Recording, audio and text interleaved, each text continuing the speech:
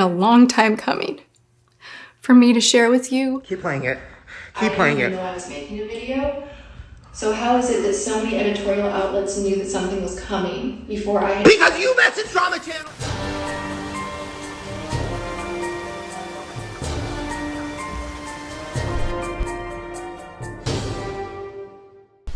Hello, sweet baby angels and pumpkin heads. It is your girl, Miss Tetra Resinstone, and I'm nervous to slice into this one.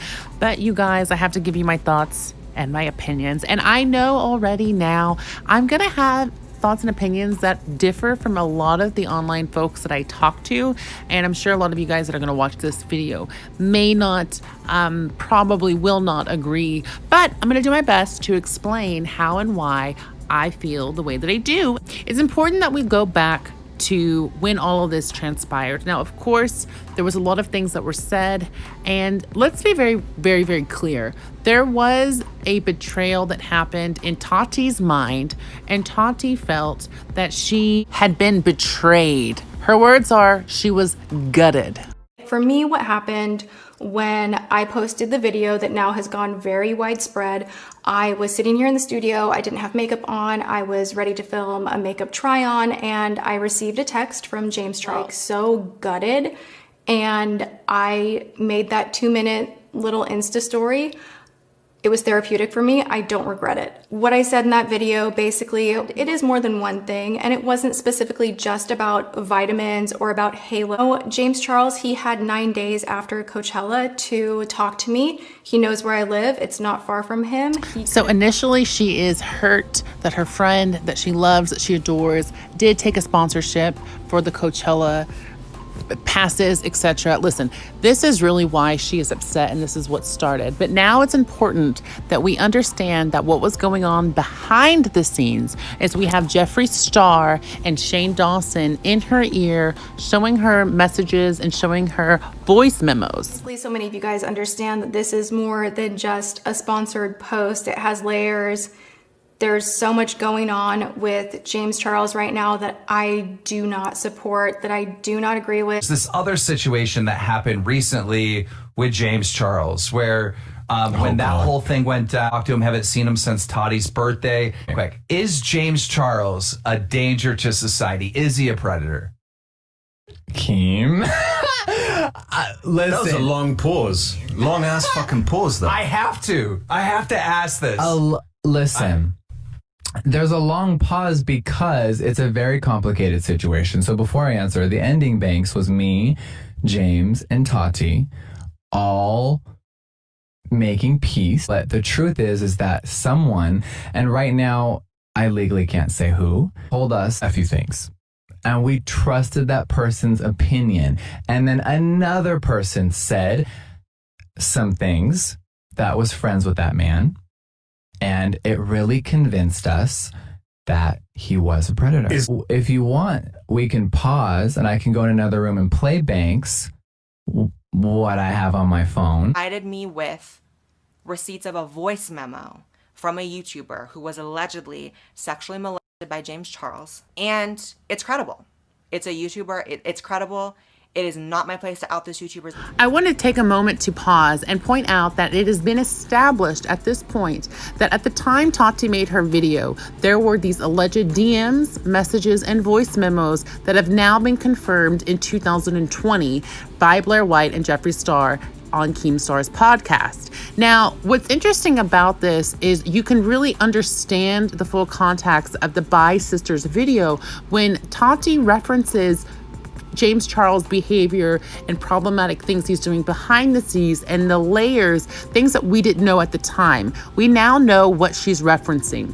So it is important to understand that I do believe the vitamins did hurt her deeply to her core. She felt betrayed by her friend, by someone that she helped promote their career, by someone that she helped, really mentor and help them, and then to be betrayed, and then to find out and hear allegations of sexual assaults and problematic behavior. provided by Jeffree Star and Shane Dawson. So now we can see the picture behind the scenes. We now know what's going on. Now, I'm not going to belabor the point that Shane Dawson and Jeffree Star were jealous and Tati was hurt about vitamins. I want to pivot and focus back to the behavior of James Charles and the possibilities of him actually doing things that are very problematic and predatory.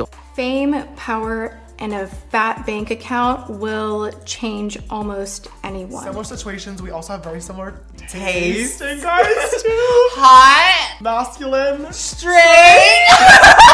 We just want what we can't have. Yeah, and, but we get it. And if they want it, Oh, they want it. and we don't want it then. It's a very fine. complicated cycle, but we figured for today's video to be someone. Now, I do want to point out the distinction in my mind, in my opinion. I believe that Nikita Dragun and James Charles are completely different. Nikita Dragun, in my mind and in my eyes, is a woman. She's a trans woman who's transitioned, therefore she falls in line with women. And I think that, you know, her wanting and dating straight men would be acceptable. Now, this is where I may lose a lot of you, and I'm really nervous. However, in my mind, in my opinion, on the other hand, James Charles, being a male, being a gay man, I do not think it is appropriate, and I don't think that it's reasonable for him to pursue straight men. And I'm going to get into why I think it's inappropriate, but really what it comes down to is, you know, straight men, some may be open to trans women, some may not. And there's plenty of men that are bi or that are gay that are open to both trans women and gay men. And I don't understand why James does not focus on people who would love and accept him for who he is, as he is, without being the secret, without being someone that he has to hide or be ashamed of. And that really makes me wonder why he chooses to go after people. Is it because he likes the rejection? Does he like the pain? Does he like the challenge of overcoming someone's boundaries? Charles's behavior from the time that I met him when he was 17, before he really had taken off on YouTube at all. I know that he has a way of just getting what he We wants. just want what we can't have. Yeah, and but we get it. we get it. But we get it. Now, I believe that this comes from the early success. It comes from him being the very first cover girl. He's made history by becoming the first ever male cover girl. From Bethlehem, New York, please welcome 17-year-old James Charles. Now, in my opinion, and my alleged conspiracies, my thoughts and opinions, how I feel, how I think, and all that stuff, I believe that subconsciously to join a brand and be a face of a brand that was all for female empowerment, womanhood, girl power, it was a place to celebrate femininity, a place to celebrate being a woman, all shapes, all sizes, all colors, all walks, all types of women. And to have a male invade that space, it would, in my mind, give you a sense of entitlement that if I can be a face of cover girl, then I can play in the girls arena as well. Now, I don't think most women care if you want to date straight men or you want to pursue straight men. The problem comes when the straight man says no. That no does not mean no for now. That no does not mean keep trying. No means no.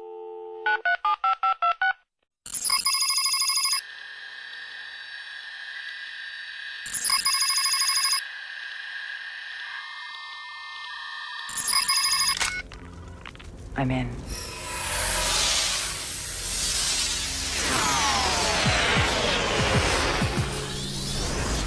Now, this receipt, I'm not sure if it's true or not, but listen, we have a tweet that was posted and it says, kind of feel bad for Gage at this point.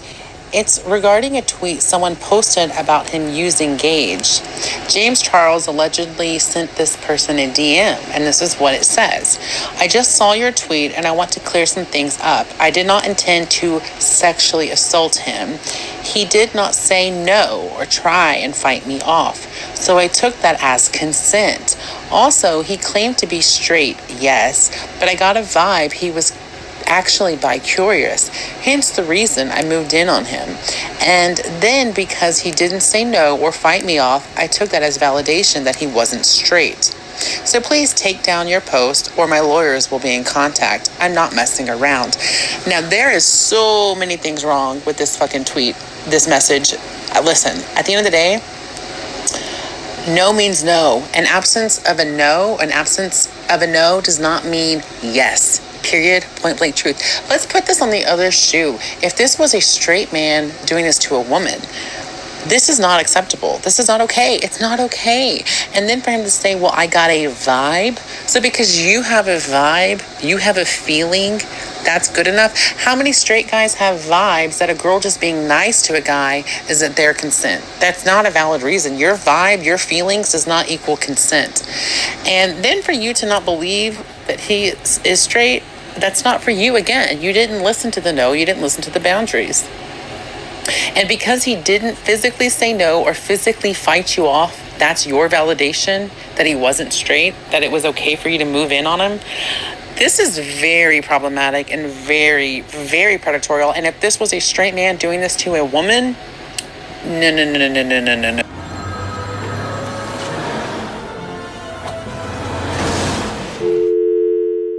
Now, I don't want to get it twisted. I love and support everybody in the LGBT, in the straight, and the hetero, and the trans, and all of it. Listen, I love and support everybody, but I also love and support people's boundaries. And that's really important to me because for so long, I didn't have my boundaries respected.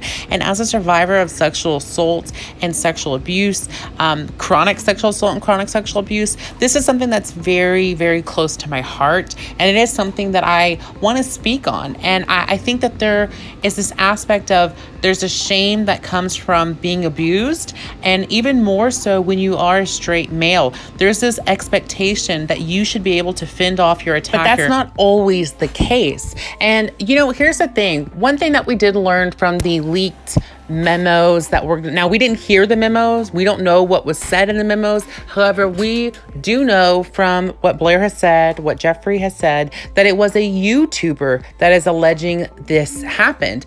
And here's the thing. When you're a YouTuber, you have a public persona. You have a public perception that you want to protect. You have a lot to gain and you have a lot to lose. And when you're going against a powerhouse like James Charles, do you really want him to be an enemy?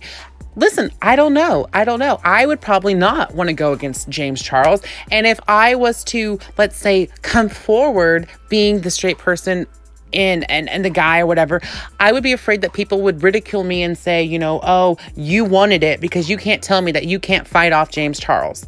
And it may not be that. It may be that he was friends with James Charles and actually liked James Charles and didn't want to upset or hurt his friend. And who's to say that he was even sober in the right state of mind? He could have been intoxicated. He could have been inebriated. He could have been unconscious and asleep. And what just happened? What do you do when that situation happens? He may have never been in that situation. The fact is we don't know, and we can speculate all we want. But if there is a particular person who has a public perception that they want to protect and they have a potential to gain a following and gain from their career, it's hard. It's really hard to say what you would do in that particular situation. And I don't think any of us should be judging the alleged victim in this particular case. And if the victim does come forward, and chooses to, be a survivor and take power back. Listen, we will all be here to support him. I don't think that we should shame a person, whether you're a victim of sexual assault, sexual abuse, whether you're a survivor of sexual assault or sexual abuse. We should not shame people who've gone through things, especially straight men who've been victimized, whether they were victimized from other men, whether they were victimized from women. It doesn't matter. There's this idea that men cannot be abused, and that is simply not true. And I think that this is probably why this particular, not only are they on the platform and they have, I'm sure, a following. Obviously, James Charles isn't talking to booger channels like ours or like mine, but I would think that, this person probably does have things to gain and a lot to lose from if this story was to come out. So I don't know. What are your thoughts? What are your opinions? I'm sure I lost you all. I'm sure I have a lot of unsubscribes. Sorry. This is my thoughts. These are my feelings. This is my opinion. And I by no means mean any disrespect to James Charles or to anybody in the LGBT community. I don't mean any disrespect to anybody. I just see it from the standpoint as a survivor, as a former victim, as a person who has not had my boundaries respected. And to see someone possibly have their boundaries not respected when they themselves have said they go after straight people and they get what they want regardless, and they usually get what they want. It's gross to me. And it's not gross because he's gay. It's gross because he's violating someone's boundaries. It's a two-way street. If a straight man is fetishizing, a trans man or fetishizing lesbians, that's gross to me. It's annoying because you're not respecting their no if they are not into men. It's a two-way street. I don't think that we should be fetishizing straight men being in the LGBTQ community, and I don't think we should be fetishizing lesbians or LGBT members either. We're so much more than our gender identities. We're so much more than our sexual orientations, and we have to listen to what people are telling us. And if someone says, I'm not interested, and you try to manipulate and violate the very core of who they are, a very basic part of who we are, that's really gross. That's really disgusting. And I'm not here for it. So I hope I still have a channel after this video. Please like, comment, subscribe, dislike if you don't like it. I'm sure there's going to be a lot of those. So give me a like to get me through it, guys, because I'm probably going to be in a very dark place. But I hope you guys enjoyed this video. This is just my thoughts, my opinions on the whole situation, how I see it, how I think, and how I feel. Please do not send hate to James Charles. Please do not send hate to Jeffree Star. Please do not send hate to Blaire White. Please do not send hate to Tati Westbrook. Please do not send hate to Nikita Dragun. I believe that's, please do not send hate to Keemstar, Faze Banks, or anybody else mentioned in this video. This was just my thoughts, my opinions, and my commentary on a situation that happened in 2019 and is still wrapping up in 2020. With that being said, I will see you guys in my next video. Until next time, bye-bye.